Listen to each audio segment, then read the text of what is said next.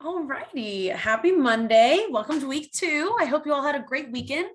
Hopefully everyone was able to watch last Monday's lecture, fill out that quiz, and then watch Thursday's lecture for the information that you all asked about in your questions, and then get to reading over the weekend, right? So we read the first about 10 pages in They Say, I Say. And we're just going to skip the rest of the introduction because that first 10 pages has most of the information that I really want you all to have had. And so we're going to talk a little bit about that today. First, I'm going to go back over where to find the schedule, where to find the tentative schedule, and also where you're going to find the voting on class topics, okay? But first, I had a couple of other questions I saw as I was grading this morning. And I just wanted to address them real quick. Someone asked why it isn't in person. That's because this is an asynchronous class. That's what it was assigned to be. I understand that most everything has been very, very packed. There's not a lot of room for transferring, but in theory, you did choose this class. And so you could have chosen an in-person one. This one just is one of the ones that is asynchronous. And so that's why we're not meeting in person, because most everyone who chose this class chose it because it was asynchronous. So I can't add on classes because that would defeat the purpose of most everyone who came in here. And someone else asked if the books get bought back. They do not. So they're yours to keep forever and ever. Yeah, that's about it. So those were the questions I had gotten that I wanted to address. All right, I'm going to share my screen real quick, probably, and I'm going to show you. Oh, look at this. There we go. Okay, so let's see if I can put it in student view so I can see what y'all are seeing. So here we go. If you go down to week 2, by the time you see this, there will also be the video there. This is where you're going to do, obviously, the progress update. You don't have to do that until Sunday, right? I want you to tell me how you're doing at the end of each week. This post-lecture quiz, that's going to be what you do after you watch this. Class topics voting. That is where, after you watch this, you're going to go and you're going to vote on the top 5 topics that you would be okay with being assigned. So we're going to get together as a class, the class's top 5 topics, okay? And so that's where you can find that under the week 2 module. Now up here under course information and major documents are all of the things that you might need to access at any point during the semester. So we have the course structure, right? That has the information, that has the Zoom meetings information, the tentative schedule, right? I've updated it. There was some issues with it last week, and I apologize for that. This is where you can find the link. It's going to be super simple. You're just going to click it, and then you can go there with that link. They Say, I Say, that is the PDF that we are reading from. That is not the book that you had to buy. We will also be reading from that book, but I didn't want to have you all buy this book as well. So that's the PDF of that.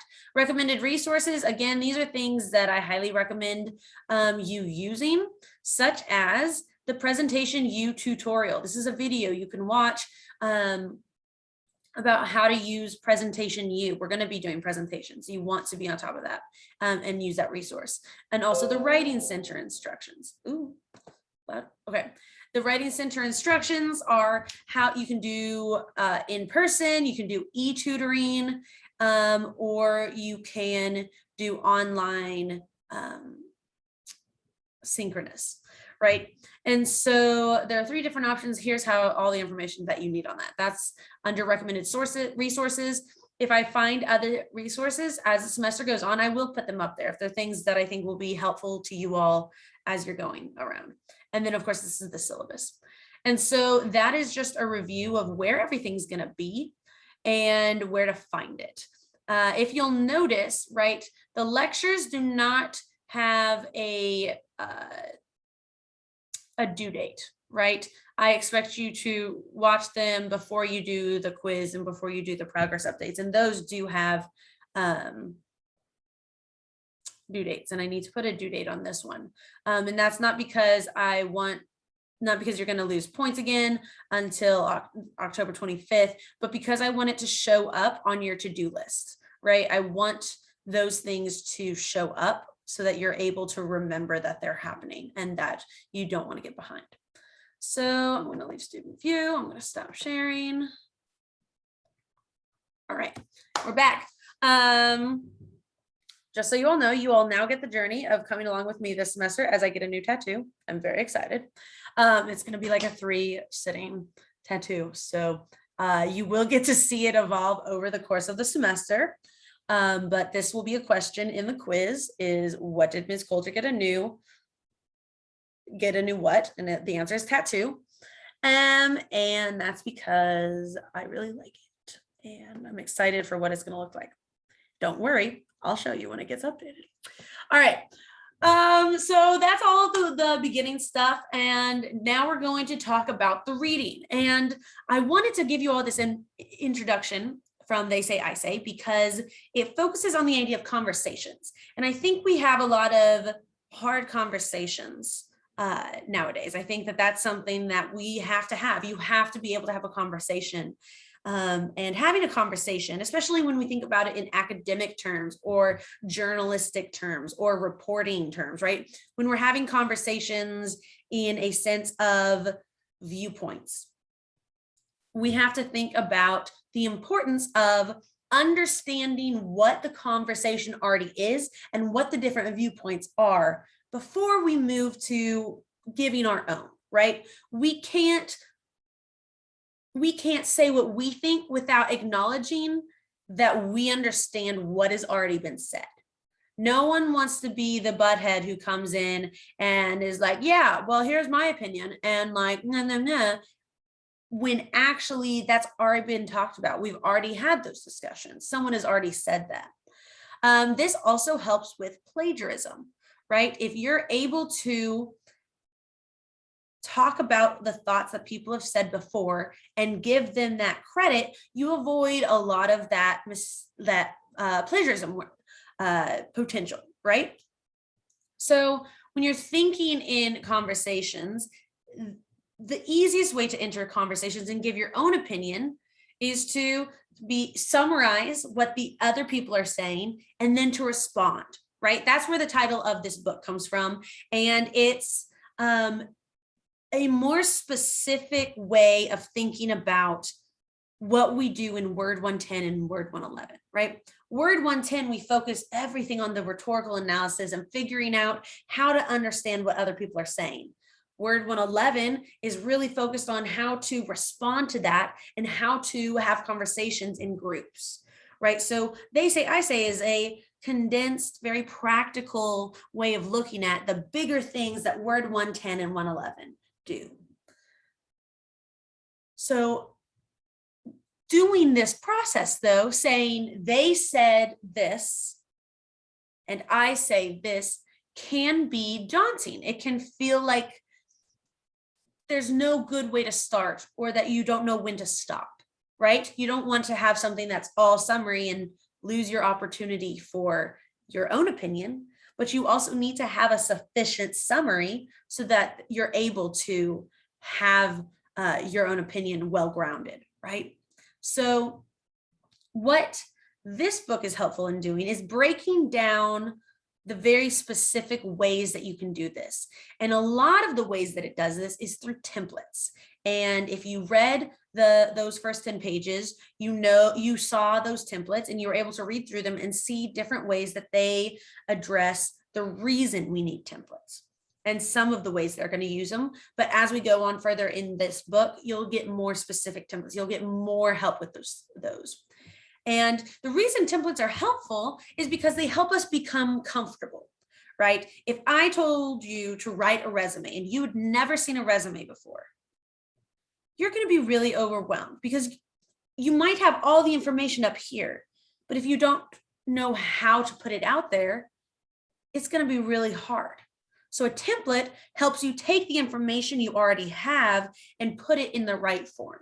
And so that's what the quiz is going to be. It's going to be helping you summarize the 10 pages that you read through a template, just as a heads up. And so you'll want to make sure you read it before you start the quiz.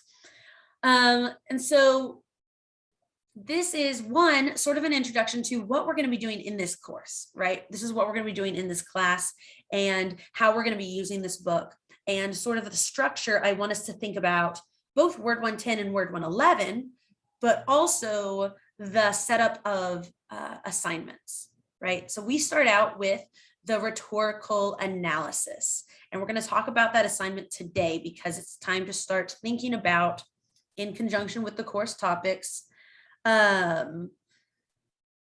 what that's going to look like, and maybe start some research.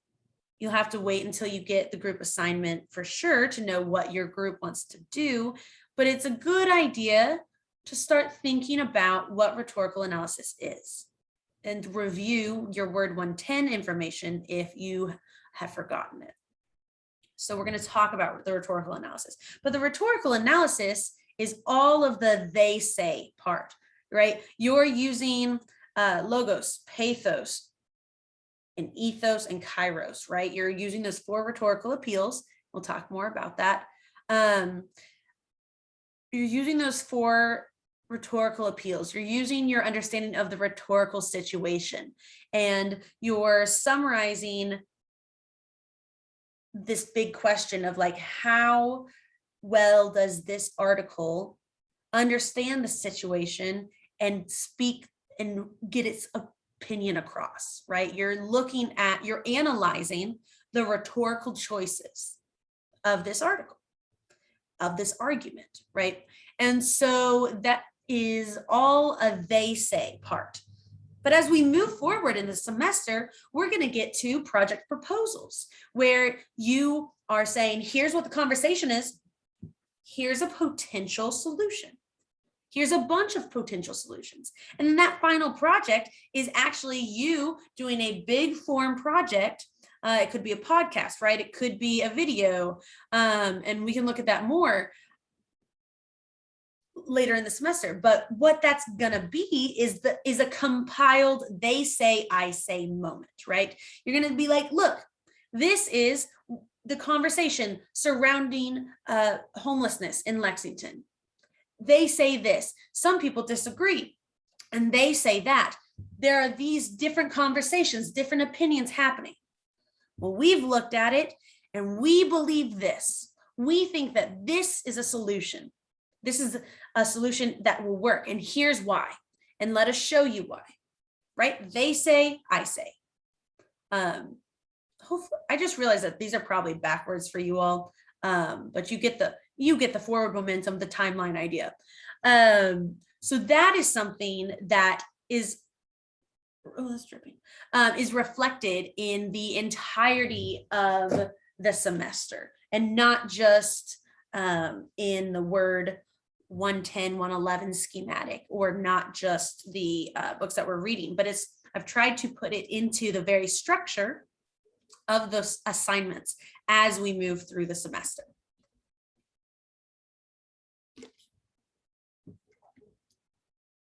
And so, someone's got very loud music down the street. Okay, so what we're going to do now is I'm going to show you the rhetorical analysis assignment. And here we go. We're going to share screen. We're going to go back here, and we're going to go to new student view, just so you all can see what it's going to look like for you. You're going to go to assignments, and obviously we've got all of this is what it is in upcoming assignments. I hate this layout. Show by type. That is so much easier. You should always have it show by type. That's my personal opinion. It doesn't really matter, as long as you can find what you need to find. But right, you're gonna go through all of these different things, and you're gonna find, oh, individual rhetorical analysis. You're gonna click on rhetorical analysis. And what you're gonna see here is that these are detailed instructions and a detailed rubric, right? This is how I'm going to grade you. These are the things I'm going to grade this on. And we'll go over the rubric closer to time. But what I want to do now is look at the main idea of the rhetorical analysis. This should be very familiar. This is something that you should have done last semester in some way, shape, or form. So in this assignment, you're going to locate an argument about an issue of local concern or public controversy. Now, this is going to be done on the same issue that your group has decided to work with. Okay, so even though it is an individual rhetorical analysis, it will help you as a group because you'll all be starting to do in-depth research on what people are saying about that topic, right? Again, once I've assigned groups, I would probably suggest making sure that you're not doing rhetorical analysis on the same issues or the same articles, because you'll be doing the same issue, the same articles. So you're working with more things and you're getting farther ahead, right? You're going to have to make sure that this is an article that is argumentative. It should not be a newspaper synopsis or a review or an abstract, right? This should be an article that is argumentative, right? It should have a point. The rhetorical analysis will summarize the article and their point, and then analyze the rhetorical strategies that were used, right? So you're going to say, this is what they said. This is what their point was. This is how they said it. And then you're going to analyze how they said it, right? They didn't use a lot of pathos, or they used a lot of ethos, or it was well done, it was not well done, et cetera, et cetera. It didn't understand the audience, things like that.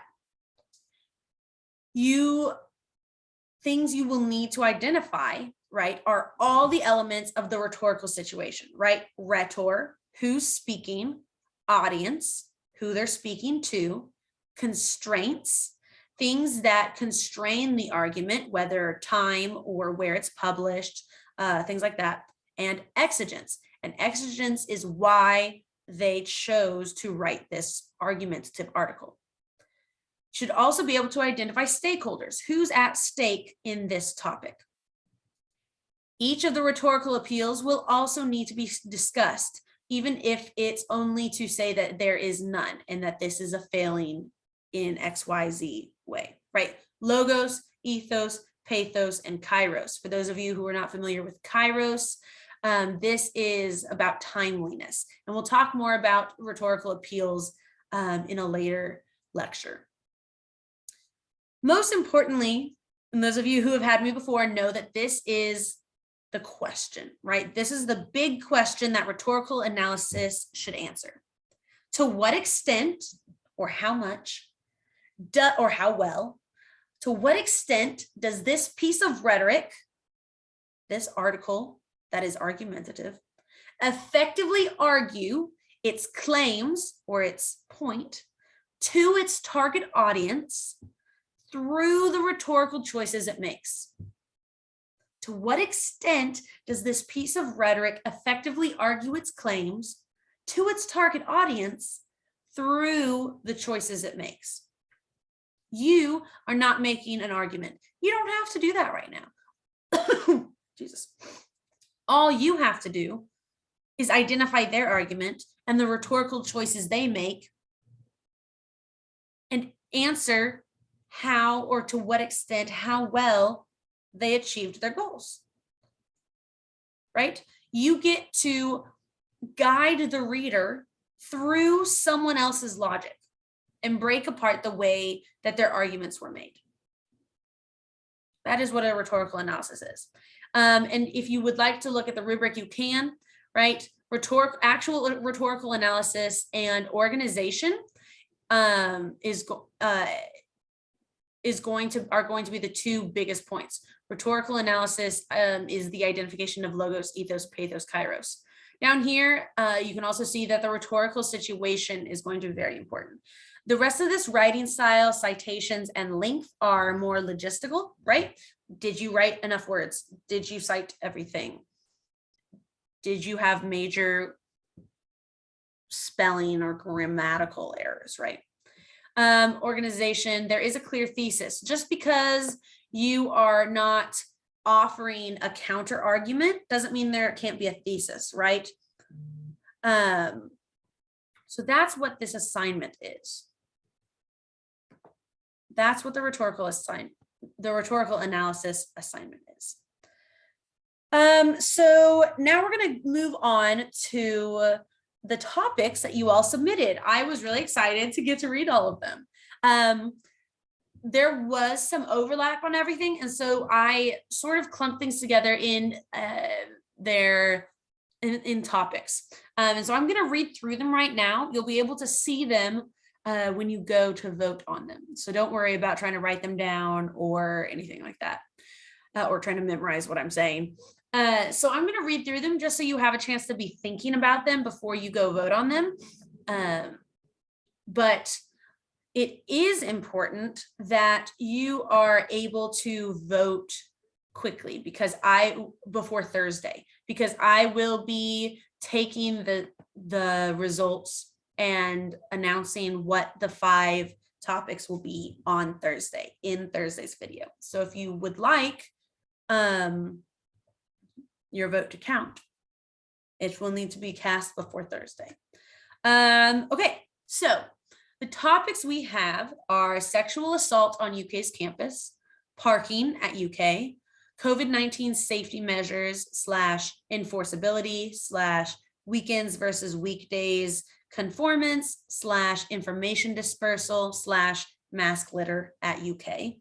And that one, I put all of those together because if that is what your group is assigned, you will have to pick which tenant, which part of that you want to address. But because they're all centered around COVID-19, I wanted to put that on there. Just all together. Homelessness in Lexington, mental health resources for rural Kentucky, life skills training and resources in Lexington, environmental awareness and action in Lexington, opportunities for growth and community between sororities at UK, diversity in Greek life, plastic waste / recycling on UK's campus, student representation in UK decision-making, disability representation in media, food delivery robots, and DoorDash's lack of ID checks / underage drinking on campus. So there's a lot of options. We're gonna have to cut it down to 5. And you all are gonna have to do it. So what you're gonna do is you're gonna visit that class topics voting. You're gonna go, it's gonna be a Google form, and you will have to rank in order your top 5 options, right? 1 through 5. And then for all the other options, you have to put a choice. And so there you'll choose not applicable for those. You might have to scroll over on the web page. But you'll put in A for all of the ones that you would not want to work on. And then rank the top 5 that you would, 1 through 5. Pretty simple. And I think that is all that you all have before Thursday, right? So do that post lecture quiz, and go vote on the class topics, and go back and read through the rhetorical analysis assignment. Okay, and let me know if there's any questions you have in that quiz, right? That's going to be where you can ask questions. Also, feel free to ask questions on our discussion pages. I don't know if we went over that, so I apologize. Let's go back.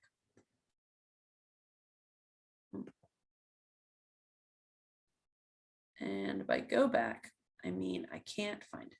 There we go. No. So if you go to assignment, discussions.